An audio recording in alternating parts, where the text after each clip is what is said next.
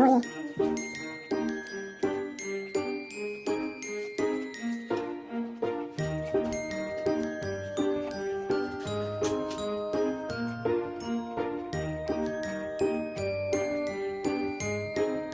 하나님 말씀 보겠습니다. 로마서 1장 1절만 보겠습니다. 예수 그리스도의 종 바울은 사도로 부르심을 받아 하나님의 복음을 위하여 택정함을 입었으니. 아멘. 예수 그리스도의 종, 노예, 바울은 이라는 제목으로 말씀을 드리려고 합니다. 1절 말씀에 예수 그리스도의 종 바울은 이렇게 이야기를 하죠. 예수 그리스도의 종 바울은, 사도 바울은 자신을 소개하는 데 있어서 예수 그리스도의 종이라고 이렇게 서슴지 않게 제일 먼저 선언하면서 소개를 합니다. 예수 그리스도의 종이다. 이 말은 사실은 충격적인 모습이죠. 어떻게 자신을 종이라, 노예라 이렇게 소개를 할 수가 있는가. 이게 종이란 이 단어, 헬라어는 둘로스라는 단어인데 노예를 뜻하는 거예요. 노예. 우리는 그냥 노예하면 종, 노예 이렇게 생각이 들지만 우리나라 모습과도 달라요. 모습은 그래도 어느 정도 노예에 비하면 상당히 순화되고 좋은 모습입니다. 이 로마 시대, 특히 지금 로마서 배경이 바로 로마 시대인데 이 로마 시대의 노예다. 그러면 이 노예 신분은 사람이라고 볼 수가 없을 정도로 그렇게 비참한 모습이죠. 로마 인구의 약 절반에 해당하는 6천만 이상이 노예로 살았다고 하는데 이 노예는 오늘날 공장으로 바라볼 때 어떤 기계의 한 부품 정도. 그러니까 아무 그냥 사람 취급 대우를 받지 못하는 존재. 주인에게 그냥 물품 같은 존재여서 그냥 사고 팔 수 있는 그런 존재가 노예입니다. 노예. 그래서 당시대 노예를 뭐라고 이야기했는가 하면 이런 말까지 했다고 하는데요. 노예하고 당나귀는 똑같은데 노예는 말을 할 줄 알고 당나귀는 말을 하지 못한다. 이 정도로 노예를 이렇게 대했던 아주 비참한 시대의 모습이죠. 노예라는 이 말 자체가. 더군다나 이 노예는 어떻게 생기는가, 어떻게 해서 노예가 되었는가. 전쟁에서 패배해서 포로로 가면 노예가 되는 거예요. 또는 빚을 져서, 부채 빚을 져서 이 빚을 갚지 못하면 그냥 사람을 그냥 끌고 가서 노예로 삼고, 그렇게 노예로 살다가 어떻게 결혼을 해서 자녀를 낳으면 또 이 자녀가 세습되어서 또 노예가 되는 거예요. 참 비참한 모습이죠. 다만 또 이 노예에서 해방되는 이 특혜가 있는데 그것은 주인이 불쌍히 여겨서 해방시키거나 아니면 어떤 사람이 와서 그 노예의 값을 주고 이렇게 풀어주면 이제 노예에서 이제 해방이 되는 것이지요. 그래서 이 노예 자신은 어떻게 자신의 힘으로는 풀려날 수가 없다. 그러니까 좀 비참한 거예요. 노예가 이렇게 비참한 것인데 바울은 자신을 가리켜서 뭐라고 이야기하는가 하면 나도 노예요. 나도 종입니다. 이렇게 지금 이야기를 해요. 그런데 이제 누구의 노예인가 이런 건데요. 예수 그리스도의 종, 노예다. 예수 그리스도의 종이다. 이렇게 지금 자신을 제일 먼저 소개하고 있다. 이 예수 그리스도의 종이라는 이 의미는 여러 의미가 있는데, 예수님은 나의 주인이시며 나는 그의 소유다, 이런 의미가 있죠. 그러니까 종이다, 노예다, 이 이야기는 예수님이 나의 주인이시고 나는 그의 소유, 아무 특권이 없는 것이죠. 종의 특징이 여러 이야기들이 많지만 자신을 위해서 살 수 없어요. 주인을 위해서 살 수밖에 없는 존재가 이 노예다. 그래서 주인의 뜻대로 사는 존재. 그래서 주인이 누구예요? 사도 바울은 예수 그리스도가 나의 주인입니다, 이렇게 선언하고 있는 것이지요. 이 사도 바울은 이렇게 주인과 종의 이 관계를 분명히 하면서 오직 주인을 위하여, 예수 그리스도를 위하여 이렇게 살았다고 고백을 했고, 더군다나 또 6절에서도 자신을 예수 그리스도의 종이다, 또 예수 그리스도의 것이다, 이게 바로 자신의 소유, 주인이 누군지를 분명하게 소개를 하죠. 더군다나 이 로마서 14장 8절에서도 자신은 사나 죽으나 주의 것이다, 이렇게 자신의 존재, 신분을 분명하게 선언을 합니다. 그래서 예수 그리스도의 종 바울은 이 의미 안에는 자신의 이런 고백과 삶과 신분과 정체성과 소속감, 이 모든 것들이 이 안에 포함되어 있는데 여기에 대해서 분명하게 선언하고 있는 거예요. 종.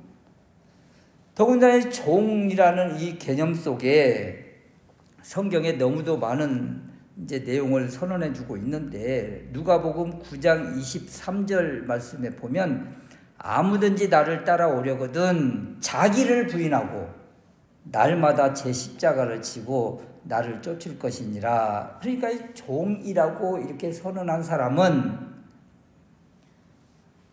자기를 부인하고 자기를 부인해야 된다는 거예요. 자기를 부인한다, 이런 의미 안에는 자기 자신은 주인이 아니라는 것을 분명하게 선언하는 것입니다. 나는 주인이 아닙니다. 이 종이라는 뜻이잖아요. 그래서 자기 주인 의식을 포기한다, 이 사람이 종인데, 이것을 포기하지 않으면, 그리고 내 것이라고 주장하게 되면 주인으로부터 이 노예가 얼마나 고통을 당합니까? 이 네 거란 말이야. 그러면서 그냥 온갖 채찍이 다 내려오죠. 이 로마 시대 노예의 모습이에요. 자신을 노예라고, 종이라고 이야기한다는 것은 주인 의식, 자기를 부인하고 주인 의식을 포기하는 것. 그러니까 주인 의식을 포기한다, 주인이라는 것을 포기한다는 것은 생명도, 또 시간도, 재산도, 자식도, 모든 것의 주인이 바로 하나님이시다. 자신의 모든 것의 주인이 예수 그리스도시다. 이것을 선언하는 것입니다. 그러니까 이것이 고백되어지고 이것을 선언하는 사람은 생명도, 시간도, 재산도, 자식도, 모든 것 다 주인이 누구라고요? 하나님이시고 예수 그리스도시니까, 설령 이것들 가운데 어떤 것 하나가 사라진다고 해도, 빼앗긴다고 해도 자신은 주권이 없잖아요. 그러니까 이것으로 인해서 상처를 입을 이유도 없고 실망할 이유도 없고 그 아무것도 없는 거죠. 왜? 주인이 달라 하면 또 가지고 가신다 하고 취한다 하면 다 주인 것이니까 그냥 내어드리는 것밖에 없는 거죠. 이 주인의식이 분명하지 못하니까 어떤 것 손해보고 또 잃어버리고 빼앗기면 그냥 안타까워하고 속상하고 또 하나님을 원망하고 이런 모습이 나오는 거예요. 그러니까 예수 그리스도의 종 노예라는 이 분명한 의식이 없으니까 이렇게 세상 것을 가지고 또는 자기 것을 가지고 이렇게 몸부림을 치면서 또 가슴을 치는 이런 모습이다. 그래서 주님 것이라는 분명한 의식이 있는 사람은 이 생존권도 소유권도 다 예수 그리스도의 것이다. 이렇게 선언하는 것이다. 우리의 몸도 주님 것이죠. 그런 선언이에요. 그런 선언. 그래서 이런 선언을 하는 사람은 로마서 14장 7절 이하에 보니까 우리 중에 누구든지 자기를 위하여 사는 자가 없고 자기를 위하여 죽는 자도 없도다. 우리가 살아도 주를 위하여 살고 죽어도 주를 위하여 죽나니 그러므로 사나 죽으나 우리가 주의 것이로다. 얼마나 이 위대한 선포입니까?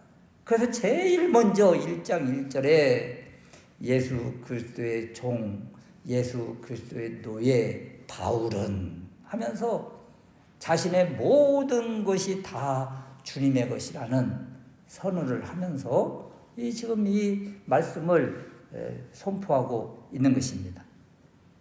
이 종은 억지로 될 수가 없잖아요.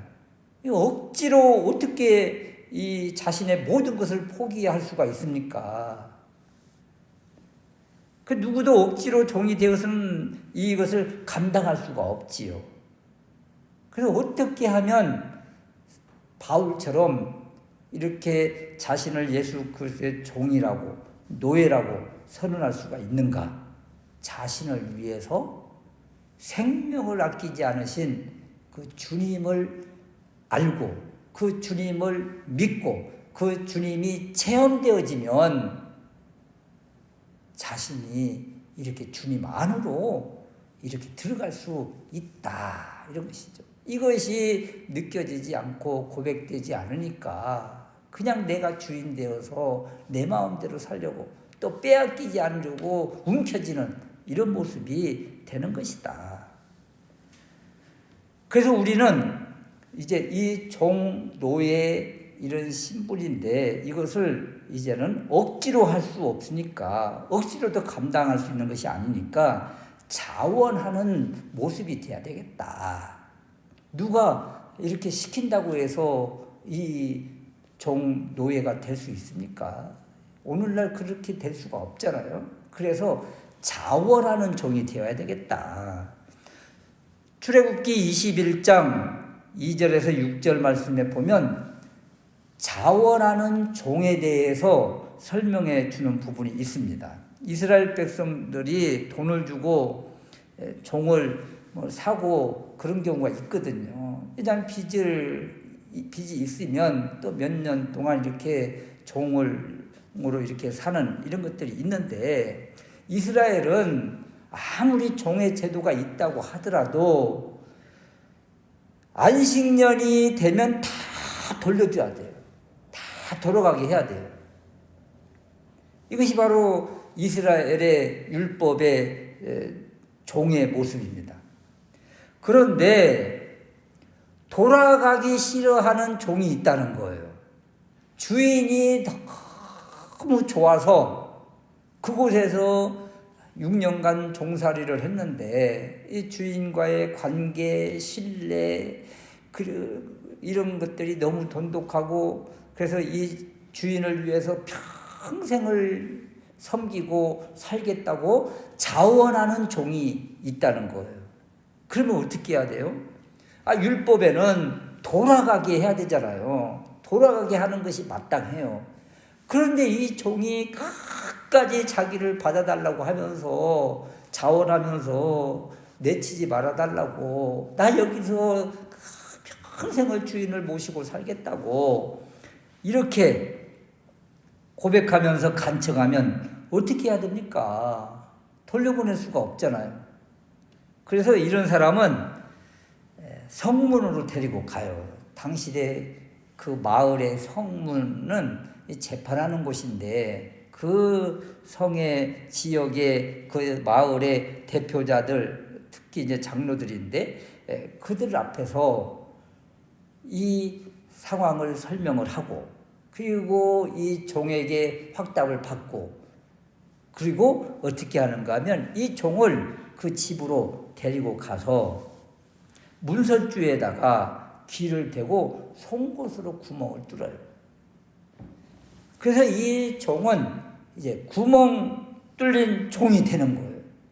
이 가정에 이 주인의 종이 자원하는 종이 되었다고 선언하면서 율법의 멍에를 이제 벗겨주고, 율법에는 어떻게 해요? 6년이 지나고 7년째 안식년이 돌아가야 되는데 그 법이 이 사람에게는 이제 폐지가 되고, 이 사람이 원하는 대로 이 주인 가정에서 노예로 살 수 있는 그 어찌 보면 특권을 얻게 되는 것이죠. 이 노예는 어떤 노예예요? 이 종은 자원하는 종이에요. 자원하는 종. 이 주인과 종의 관계가 어때요? 얼마나 신뢰가 회복되고 서로의 믿음이 되어지면, 그리고 사랑의 관계가 되어지면 주인을 위해서 생명을 아끼지 않겠다고, 평생의 종이 되겠다고 이렇게 자원하는가. 그래서 이 귀에다가 구멍을 뚫는 이 종은 이 가정에 이제 종이 되어서 그 주인을 평생도록 이제 섬길 수 있게 된다. 이 종이 어떤 종이에요? 자원하는 종이에요. 자원하는 종. 그래서 지금 예수 그리스도의 종 바울은 이야기할 때 바울이 그런 사람이에요. 바울이. 예수님이 바울 보고 너는 나의 종이야, 노예야, 노예가 돼야 돼, 이렇게 요구한 적이 없어요. 그런데 사도 바울은 다메섹 도상에서 주님을 만나고, 그리고 자신이 그동안 알고 있던 하나님의 말씀, 구약, 율법, 그동안 바리새인이 되어서 또 가말리엘 문화에서 배운 여러 가지의 학문과 율법과 그 모든 것들을 다 점검하고, 그리고 기도하고, 그리고 어떤 확신이 와요? 예수님은 그리스도이시고, 그리고 이분은 하나님의 아드님이시고 하나님이시며 우리의 주가 되신다. 확신이 되니까 자신이 이렇게 율법에 자원하는 종처럼 예수 그리스도의 종 노예로 자원하면서 이렇게 서신서를 쓰는 여러 군데에서 자신은 예수 그리스도의 노예라고 이렇게 선언을 하더라, 이런 것입니다. 그래서 이렇게 자신이 이렇게 예수 그리스도의 노예가 된 사람은 이제 어떻게 해요? 모든 것이 다 주님의 것이고 주님이 최고이며 자신이 가지고 있는 것은 아무것도 아니라는 것을 또 이 안에서 선언을 하는 거예요. 예수님만이 최고고 자신이 가지고 있는 것은 아무것도 아니다. 사도 바울이 가진 것이 얼마나 많아요. 지난주에도 말씀을 드렸지만 일반 세상 사람들 세상에서도 사도 바울을 당시대 최고의 석학이라고 자신 있게 다들 말들을 해요. 그럼 이 바울이 가지고 있는 것이 얼마나 많아요. 문벌과 지혜와 명예와 석학이라고 하는 이런 학문의 이런 모든 것들. 그런데 주님을 만나고 주님의 노예가 되니까 자신이 가지고 있는 그 높임받았던 이 모든 것들은 아무것도 아니다. 주님만이 최고의 것이고 자신이 가지고 있는 것은 아무것도 아니다. 그 말씀이 바로 빌립보서 3장 8절에서 9절의 고백이에요. 또한 모든 것을 해로 여김은 내 주 그리스도를 아는 지식이 가장 고상함을 인함이라. 내가 그를 위하여 모든 것을 잃어버리고 배설물로 여김은, 그러잖아요.